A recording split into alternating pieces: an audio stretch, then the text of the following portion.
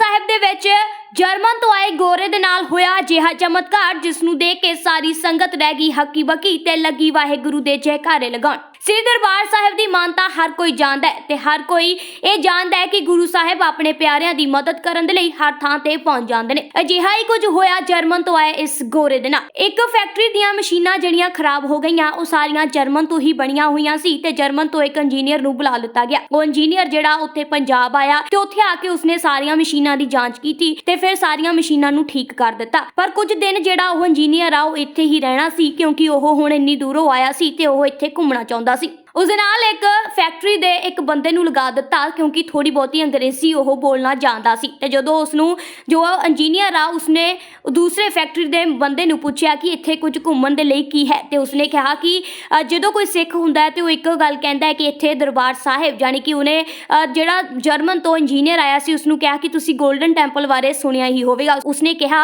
कि हाँ मैं सुनिया होया ते उसने कहा कि गोल्डन टैंपल जा आओ उत्थे जाके तुहाडे मन नूं शांति भी मिलेगी ते बहुत कुछ देखने को भी मिलेगा। तो फिर उस तो बाद जर्मन तो आया इंजीनियर ते फैक्ट्री का बंदा दोवें श्री दरबार साहिब चले जाते हैं। उत्थे जाके पहला जो ने उत्थे अपने जोड़े जड़े उतार देंगे ने। तो जर्मन तो आया इंजीनियर पूछता है कि इस तरीके दे नाल असीं क्यों कर रहे हैं। उसने कहा कि फिर जिहड़ा फैक्ट्री का बंदा सी उसने कहा कि जदों असीं वड्डियां दे अगे जाने आ तां तुहानूं जो है जूते जिहड़े अपने जोड़े ने ओह लाने पैंदे ने। तो फिर उस तो बाद अगे जाके उन्होंने सिर ढकिया ते हर एक गल जो आ जर्मन तो आया इंजीनियर उस फैक्ट्री के बंदे नूं पुछ रहा सी। छोटियां छोटियां गल्लां ਜਿਹੜੀਆਂ ਨੇ ਉਹ बड़ी गहराई ਦੇ ਨਾਲ जानना चाहता सी ते हर एक गल ਜਿਹੜਾ ਪੁੱਛਦਾ ਸੀ कि आखिर ਅਸੀਂ ਅਜਿਹਾ ਕਿਉਂ ਕਰ ਰਹੇ ਹਾਂ। ਫਿਰ ਜਦੋਂ ਜਰਮਨ ਤੋਂ ਆਇਆ ਜਿਹੜਾ ਇੰਜੀਨੀਅਰ ਅੰਦਰ ਗਿਆ ਦਰਬਾਰ ਸਾਹਿਬ ਗਿਆ ਉਹ ਨਤਮਸਤਕ ਵੀ ਹੋਇਆ ਤੇ ਉੱਥੇ ਦੀ ਹਰ ਇੱਕ ਚੀਜ਼ ਨੂੰ ਦੇਖ ਕੇ ਉਹ ਹੈਰਾਨ ਹੋ ਗਿਆ ਤੇ ਖੁਸ਼ ਵੀ ਬਹੁਤ ਹੋਇਆ। ਉਸਦੇ ਚਿਹਰੇ ਤੇ ਅਲੱਗ ਹੀ ਇੱਕ ਨੂਰ ਨਜ਼ਰ ਆ ਰਿਹਾ ਸੀ। ਤੇ ਫਿਰ ਜਦੋਂ ਉਸਨੇ ਬਾਣੀ ਦਾ ਜਾਪ ਸੁਣਿਆ ਜਦੋਂ ਉੱਥੇ ਬਾਣੀ ਦਾ ਪਾਠ ਹੋ ਰਿਹਾ ਸੀ ਜਦੋਂ ਉਸਨੇ ਸੁਣਿਆ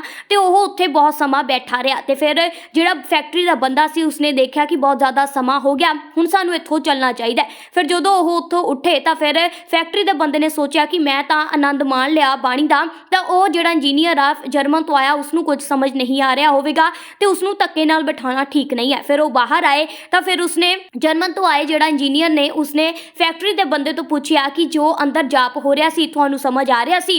तो फिर फैक्ट्री वाले बंदे ने कहा कि हाँ जी बिल्कुल वह मैनू जो है समझ आ रहा सी क्योंकि वह बाणी का जाप सी ते मैनू पता है कि वह की अंदर पाठ हो रहा सी। ਤੇ ਉਸ ਤੋਂ ਬਾਅਦ ਉਸ ਜਰਮਨ ਤੋਂ ਆਏ ਇੰਜੀਨੀਅਰ ਨੇ ਕਿਹਾ ਕਿ ਅੰਦਰ ਤਾਂ ਫਿਰ ਜਰਮਨ ਦੇ ਵਿੱਚ ਹੀ ਜਿਹੜੇ ਪਾਠੀ ਸੀਗੇ ਉਹ ਪਾਠ ਕਰ ਰਿਹਾ ਸੀ ਤੁਹਾਨੂੰ ਕਿਵੇਂ ਉਹ ਭਾਸ਼ਾ ਸਮਝ ਆਈ। ਤੇ ਉਸ ਤੋਂ ਬਾਅਦ ਫਿਰ ਉਸ ਫੈਕਟਰੀ ਦੇ ਬੰਦੇ ਨੇ ਸਮਝਿਆ ਕਿ ਇਹ ਗੁਰੂ ਸਾਹਿਬ ਦੀ ਕਿਰਪਾ ਹੋ ਰਹੀ ਹੈ ਕਿ ਉਸ ਗੋਰੇ ਅੰਗਰੇਜ਼ ਤੇ ਗੁਰੂ ਸਾਹਿਬ ਦੀ ਜਿਹੜੀ ਕਿਰਪਾ ਅਪਾਰ ਹੋ ਰਹੀ ਹੈ। ਉਸ ਤੋਂ ਬਾਅਦ ਜਦੋਂ ਉੱਥੋਂ ਚਲੇ ਗਏ ਫਿਰ ਸਰੋਵਰ ਦੇ ਵਿੱਚ ਇਸ਼ਨਾਨ ਵੀ ਕੀਤਾ ਫਿਰ ਲੰਗਰ ਛਕਿਆ। अगले दिन फिर वो जिहड़ा इंजीनियर सीगा श्री दरबार साहिब आया तो उसने फिर तो जो है उत्थे नतमस्तक होया उसने स्नान किया फिर गुरु दा लंगर भी छकिया। उस बाद उसने फैक्ट्री के बंदे तो पूछा कि हुण इसकी साफ सफाई कौन करता है क्योंकि इत्थे बहुत ज़्यादा साफ सफाई नज़र आती है। फिर फैक्ट्री के बंदे ने कहा कि सवेरे जोड़े लोग आते हैं जोड़े सेवक ने आते हैं पूरी सफाई करते हैं। तो फिर इंजीनियर ने कहा कि मैं भी इत्थे रुकना है मैं उन्होंने देखना चाहना है। फिर वो उत्थे ही उन्होंने रात को जो है श्री दरबार साहब के ही रुके। फिर सवेरे उठ के जोड़ा जर्मन तो इंजीनियर आया सी उसने जो सेवकों को काम करते सफाई करते देखा तो खुद वो भी उत्थे सफाई करन लग गया। पूरी उसने सफाई की फिर गुरु घर लंगर भी छकिया। इस तरीके दे नाल उसने जो है सारिया चीज़ों जो है सीखना शुरू कर दिता ते हर एक चीज़ की मानता उसने दरबार साहिब की जानी।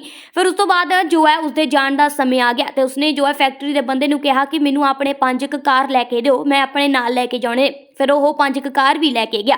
उत्थे जाके फिर कुछ समय बाद दोबारा कुछ समय बाद फैक्ट्री दी मशीनां खराब हुईयां फिर तो इंजीनियर नूं जो है बुलाया गया।